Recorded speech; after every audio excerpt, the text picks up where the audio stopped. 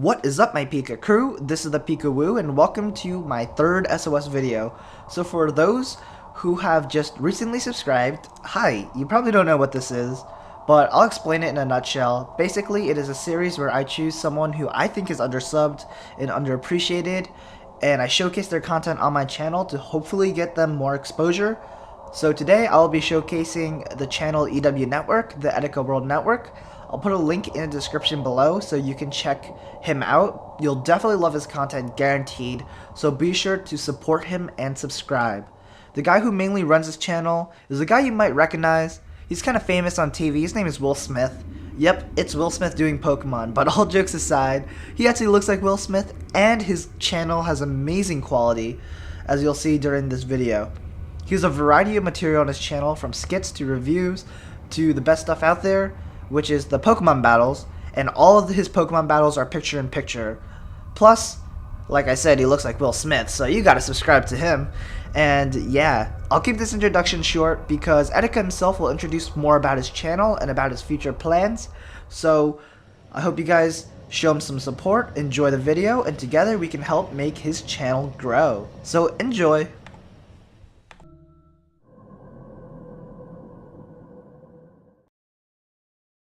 Thank you for that warm introduction, PikaWu. I really do appreciate it. He's an awesome guy, and if you haven't subscribed by now, then you're a dumbass. But anyways, hello, I'm Etika, to the PikaWu subscribers, of course, and I'm here representing the Etika World Network, which is my channel that I also run with a few close friends of mine, and it's basically a channel which started off as a Pokemon channel, but now we've grown into a bunch of other things as well. But just giving you guys a pretty brief history of what we came from, basically. I got into Pokemon around about 3rd gen in terms of competitive battling. Started uploading battles in 4th gen, Heart Gold, Soul Silver, started uploading battles underneath the name TR1 Iceman, and then after that, upgraded to the Etika World Network. We were actually featured on the main Pokemon Pit channel, where we did apply for a director position, but we did get denied. So we basically did a whole revamp, did everything to make the channel brand new, HD quality, you know, made everything look nice. So now we're back, and the PikaWu has seen us as fitting for SOS videos. So once again, I do say thank you very much for that opportunity. I greatly appreciate it.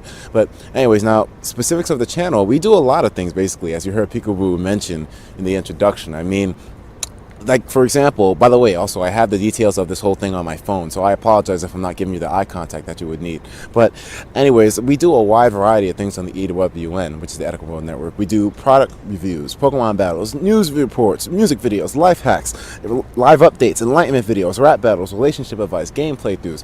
Pretty much, it's a huge clusterfuck of many different categories of videos that YouTubers like to watch, all combined into one channel. So it's a little bit of a wild idea, but it's been working out well so far. The main goal, like the long-term goal of the channel, is to be able to make a huge network where other smaller YouTubers who need some shine and have really good potential but just don't have that exposure can come to the Etika World Network and get some exposure. You know, it's kind of like the Pokemon Pit channel in a way. That's the way I want to make it. So this way, people who have skills in many categories can come to the channel, and I can broadcast that for them and, you know, give them a little bit of a boost in a way, similar to what the PikaWu is doing for me right now. So that's basically my channel in a nutshell. Now, in terms of the policies that we take on here, in terms of Pokemon, all of our battles are picture-in-picture and the exact quality that you're seeing right now. So picture-in-picture is the main thing. I love that. It's a lot more interactive. I get to be a little bit closer to you guys. So, I mean, that's the way things are done. Also, everything is super HD, cinematic, 24 frames per second, widescreen. Everything is massively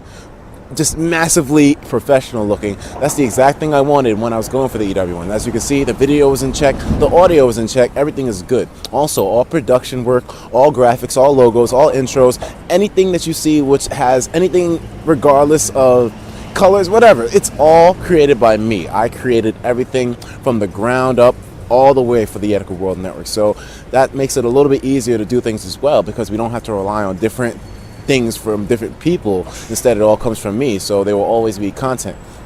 And I think I pretty much covered everything in a nutshell. I've rambled on for like 18 hours, so I mean, I do apologize if you're still here and you're wondering when is this tall guy who looks like Will Smith going to stop talking. But I just wanted to give you guys a really brief synopsis of the channel. And if you do feel the style that I have and the whole feel of the Etika World Network, then please come on by and give us a try. I guarantee you that we will have you satisfied. We cover a whole lot of things, and not just Pokemon, even though we do have that covered.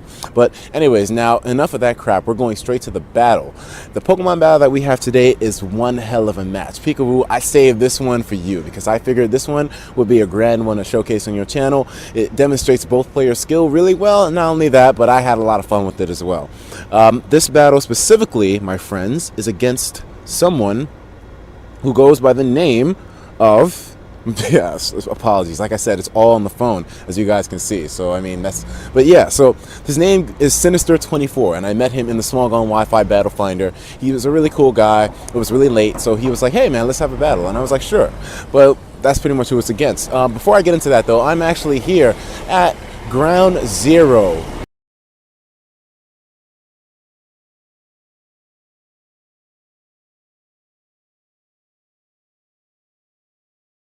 Anyway, so now going into the team preview, as you can see here, he has a rain team, and it's going to be one hell of a fight because automatically he's carrying some heavy duty threats on here. He's got the Politoed, which most likely could be choiced in a way. I've seen those choice scarf Politoads, and they are not easy to deal with because they're running around with that hydro pump with the stab, and it's just a crazy thing to deal with. And then you have the Dragonite, which of course is going to be special based, so that makes things a little bit easier for me to deduce here because he's not exactly going to be carrying physical moves, and he isn't going to be carrying a fire punch in the rain. So it's going to be a special Dragonite. Next thing we have is the Fortress, and of course it's going to be able to be a little bit longer resisting in the game since this guy is not going to have to worry about fire moves too much. So that'll definitely be a setup, so I have to make sure I get in there and stop that. The Cloyster, you know what, all these Pokemon here in general all have their niches made for them. They all have a title in what they do because they do it the best, except for maybe Lantern, but Lantern is still cool too. I mean, it resists Bolt Beam, that's for sure. Anyway, so as you guys are looking at my team, it's a little bit diverse, whatever the hell you want to call it. I have my Gyarados here, which is actually a special defensive max HP, thunder waving, taunting, roaring, aqua tailing set. People say put the waterfall over the aqua tail. I say suck my cock. Okay. I do not know if they like cursing on here, but I just popped one. I'm so sorry. Anyways, next thing we have is my Weavile, which is, of course, is the revenge cleanup sweeper that you all know it to be from 4th gen. Next thing you know, we have my beautiful Nidoqueen, which is named Virgo. It's actually a Sheer Force Life Orb set and carries Bolt Beam, Flamethrower, and with Earth Power. I mean, it's a totally offensive set. Some people think it's setup, it's not. Next thing we have is my Dredagon, which is actually Sheer Force Life Orb as well, but he carries Stealth Rocks. Also carries the Fire Punch, the Thunder Punch, and the Glare. So, I mean, it pretty much helps to slow other Pokemon down. And he has max HP and max attack. And he has decent defenses, so he's able to take a hit really well. Next thing we have is my Sigilyph, which is Bermuda, Calm Mind, Air Slash, Roost, and some other move. Oh yeah, Psycho Shift with the burn. So, I mean, it works pretty well. The main goal of this team is to slow down his physical threats and to also cripple them. So this way, well, either one works out well for me because, as you can see, I have a real big wall breaker team. Finally, my Escavalier, who's extremely bulky, can take many hits and dish out that damage with no issues at all. So, you know what, I've gone on and on. Let's get into the battle. And also, speaking of which, in terms of Pokemon philosophy on my channel, we play to have fun. Sure, winning is great too, but I play to have a good match. You see, it doesn't matter to me who the hell wins or loses, but rather how good the game is. I love a good game over a win any day. I mean, this game is deeply embedded in my heart. So what makes me happy is actually just getting in there, having a match, duking it out, and just it's craziness, man. But anyways, I'm going to stop wasting you guys' time if you're still with this video, and I'm going to go straight into the match. As I said, it was against somebody named Sinister24. So, starting the battle right now, seeing as how my Gyarados in general is just a really good lead, it can stop his Fortress from setting up Stealth Rock, so that's why I sent him in there. And his Fortress goes in, of course, like I predict. Oh wait, never mind. Anyways, his Politoed's in there. I figure I can just go in Thunder Wave this guy to slow him down, make him easier to kill later on. But he starts off with the Hidden Power, and I'm just holding my breath this whole time. Like, please do not tell me that's Hidden Power Electric. Please do not tell it is Hidden Power Electric, my friends, and that is going to do a massive amount of damage. Thank goodness I have special defense EVs, or else that would have finished me off no problem at all there.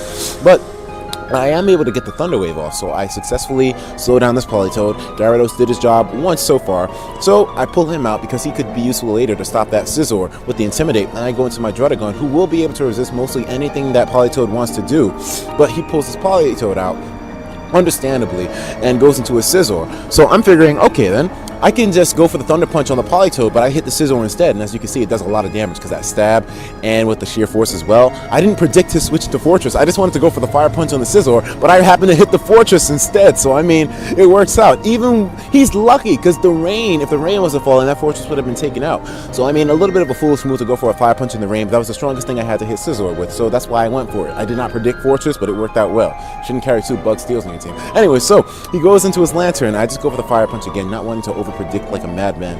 Now, the Lantern does take it relatively well, especially considering that...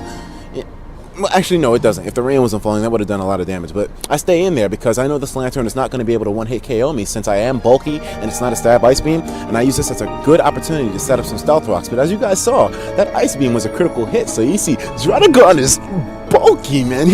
Druddigon, man. That's what I'm talking about. Quetzal from Dragon Tales. Anyway, so I'm able to stay and go for the Stealth Rocks, set those up, and I pull Druddigon out there because he could be useful later on to stop that Fortress. And I go into my Escavalier.